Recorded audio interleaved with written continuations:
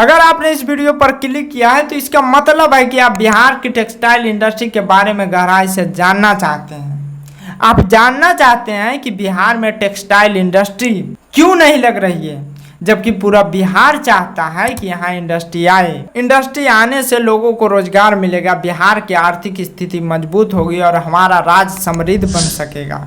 मेरा नाम है करण वर्मा और मैं बिहार के छोटे से गांव से हूं। लेकिन इससे पहले कि मैं अपने गांव और वहां के हालात बताऊं, उससे पहले आपको ये जानना चाहिए कि नेताओं की कौन कौन सी गलती की वजह से आज तक बिहार में एक भी बड़ा टेक्सटाइल पार्क नहीं बन पाया, जबकि नीतीश कुमार की सरकार बिहार में 20 सालों से राज कर रही है और भारत के मौजूदा टेक्सटाइल मंत्री गिरिराज सिंह खुद बिहार के बेगूसराय से सांसद हैं, फिर भी बिहार में एक भी बड़ा टेक्सटाइल पार्क नहीं है। क्यों? यही इस वीडियो का सबसे बड़ा सवाल है। और अगर तुम ये वीडियो को आखिरी तक देखते हो तो मैं गारंटी लेता हूँ कि बिहार के टेक्सटाइल इंडस्ट्री के बारे में तुम्हारे अंदर खुद का सोच पैदा होगा, क्योंकि अभी तक तो नेताओं ने सिर्फ तुम्हें मैनिपुलेट किया है, क्योंकि तुम्हारे अंदर खुद का सोच भी नहीं। तो चलो अब जानते हैं कि बिहार में टेक्सटाइल पार्क क्यों नहीं। इसे जानने से पहले आपको ये समझना होगा कि टेक्सटाइल आखिर है क्या। टेक्सटाइल का मतलब होता है धागा से बना हुआ कोई भी कपड़ा। आप अभी जो भी पहने हैं, चाहे शर्ट हो, पैंट हो, धोती, कुर्ता, पजामा, कुछ भी हो या फिर हो साड़ी, सब टेक्सटाइल इंडस्ट्री का ही प्रोडक्ट है। लेकिन टेक्सटाइल इंडस्ट्री सिर्फ पहनने वाले कपड़ों तक सीमित नहीं है। इसके अंदर बेडशीट, पर्दा, तौलिया, कालीन, जूट बैग, स्पोर्ट वेयर, यहाँ तक कि अस्पताल में इस्तेमाल होने वाला मास्क और गाउन तक आता है। यानी टेक्सटाइल इंडस्ट्री का दायरा जो है बहुत बड़ा है और ये किसी भी राज्य की अर्थव्यवस्था और रोजगार को बहुत तेजी से बदल सकता है। अब बात करते हैं निवेश की, तो कोई भी इन्वेस्टर जब अपना पैसा को इंडस्ट्री में लगाएगा तो वो 5 चीज़ पर हमेशा ध्यान देता है। वो पहला होता है रॉ मटेरियल, यानी कि वो जो रॉ मटेरियल है जिसमें जिस चीज़ से कच्चा माल है उससे बनाया जाएगा वो कहाँ से आएगा। दूसरे नंबर पर आता है इंफ्रास्ट्रक्चर, तीसरे नंबर पर आता है गवर्नमेंट सपोर्ट और चौथे नंबर पर आता है स्किल्ड वर्कर और 5वें नंबर पर आता है मार्केट एक्सेस। अब हम लोग समझेंगे कि बिहार में क्या ये 5 चीज़ है कि नहीं। सबसे पहले आता है रॉ मटेरियल। अब देखो, किसी भी इंडस्ट्री को चलाने के लिए सबसे पहले ज़रूरी होती है रॉ मटेरियल, यानी कच्चा माल। अगर कच्चा माल ही नहीं मिलेगा तो फैक्ट्री कैसे चलेगी। टेक्सटाइल इंडस्ट्री के लिए कच्चा माल का मतलब होता है धागा, कपास, जूट, रेशम, ऊन या फिर सिंथेटिक फाइबर। बिहार में इसकी हालत देखो किस प्रकार से है। तसर, सिल्क और जूट यहाँ अच्छी मात्रा में होता है, लेकिन कपास और सिंथेटिक फाइबर बाहर से लाना पड़ता है। लेकिन बिहार का तसर सिल्क उत्पादन कितना है उसका कोई साफ डेटा नहीं है, लेकिन भागलपुर की पहचान सिल्क सिटी के रूप में है और यहाँ बने तसर सिल्क से कपड़े और साड़ियाँ भारत ही नहीं विदेशों तक फेमस हैं। लेकिन भागलपुर भले ही सिल्क सिटी के नाम से जाना जाता है और यहाँ की साड़ियाँ विदेशों तक जाती है, लेकिन असली समस्या ये है कि यहाँ सब कुछ छोटे स्तर पर हो रहा है। अगर यहाँ बड़ी टेक्सटाइल इंडस्ट्री या टेक्सटाइल पार्क होता तो रॉ मटेरियल यहीं प्रोसेस होता, बाहर भेजने की ज़रूरत नहीं पड़ती। बुनकरों को नया मशीन और ट्रेनिंग मिलता जिससे उनकी मेहनत का दाम बढ़ता। कपड़ा की ब्रांडिंग और पैकेजिंग यही होती जिससे एक्सपोर्ट का फ़ायदा सीधे बिहार को मिलता। सबसे बड़ा फ़ायदा ये होता कि नौकरी और रोजगार बिहार को युवाओं को मिलता। दिल्ली, मुंबई जाकर मजदूरी करने की ज़रूरत नहीं पड़ती, यानी सिल्क पहले से है, कारीगर भी पहले से है, लेकिन बिना इंडस्ट्री के सब कुछ अधूरा है। तो आपने देखा कि कैसे बिहार में कच्चा माल होने के बाद भी इंडस्ट्री नहीं है।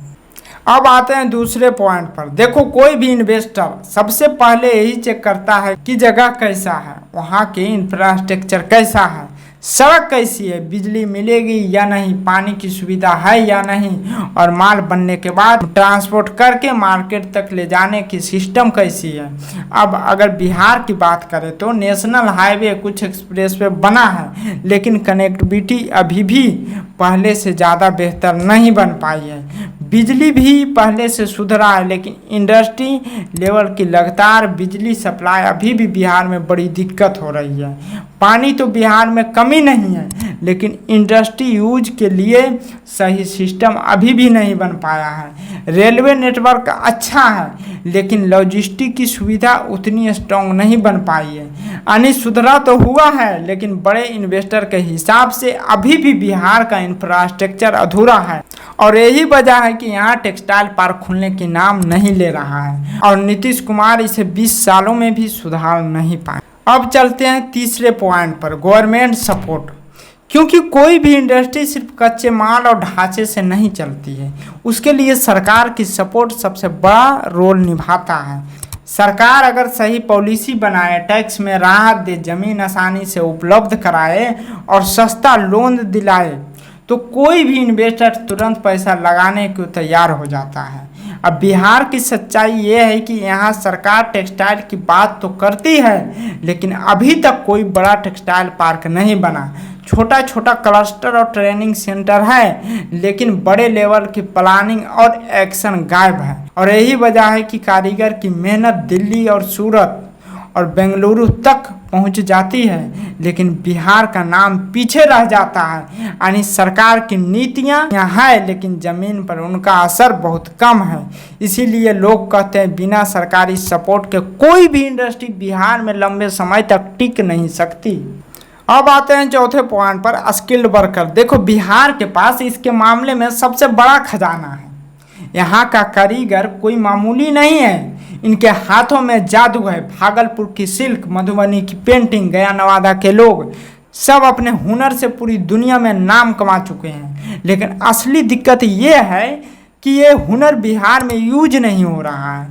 आज हमारे लाखों बिहारी मजदूर सूरत, दिल्ली, लुधियाना और बेंगलुरु की टेक्सटाइल फैक्ट्रियों में पसीना बहा रहे हैं, दिन रात काम कर रहे हैं लेकिन नाम और मुनाफा किसी और का हो जाता है। सोचो जरा, अगर यही इंडस्ट्री बिहार में होती तो यही लोग अपने गांव घर में रहते, अपने ही राज्य में काम करते, अपने परिवार के साथ रहते और बिहार की अर्थव्यवस्था को मजबूत बनाते। यानी मजदूर और कारीगर की कोई कमी नहीं है, कमी है सिर्फ बिहार में इंडस्ट्री की।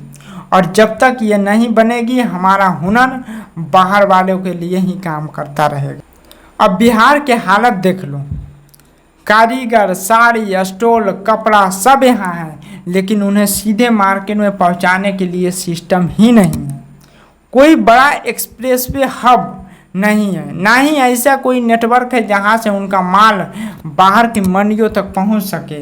यही वजह है कि बड़े बड़े ब्रांड भागलपुर से साड़ी खरीदते हैं, अपना टैग लगाते हैं और लाखों करोड़ रुपया में उसको सेल करते हैं। मुनाफा उनका होता है और कारीगर के हाथों में बस मेहनत रह जाता है। यानी बिहार में हुनर तो है, प्रोडक्ट भी है, लेकिन जब तक सही मार्केट एक्सेस नहीं मिलेगा तब तक फ़ायदा हमेशा बाहर वालों को ही होगा और इसे सुधारने की ज़रूरत है।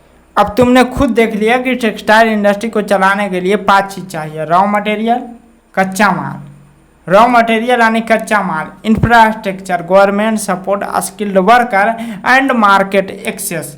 इन 5 चीज़ों में बिहार के पास इनमें से कुछ चीज़ बहुत अच्छा है जैसे कारीगर और कच्चा माल, लेकिन जहां बात आती है इंफ्रास्ट्रक्चर, सरकारी सपोर्ट और मार्केट एक्सेस की, वहीं पर बिहार पिछड़ जाता है।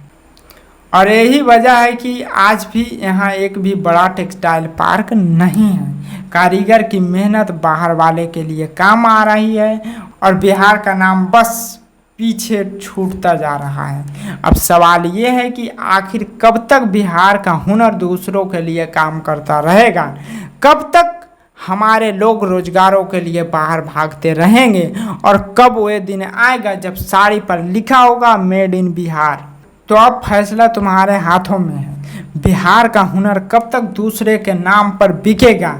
ये तभी बदलेगा जब तुम सवाल पूछना शुरू करोगे।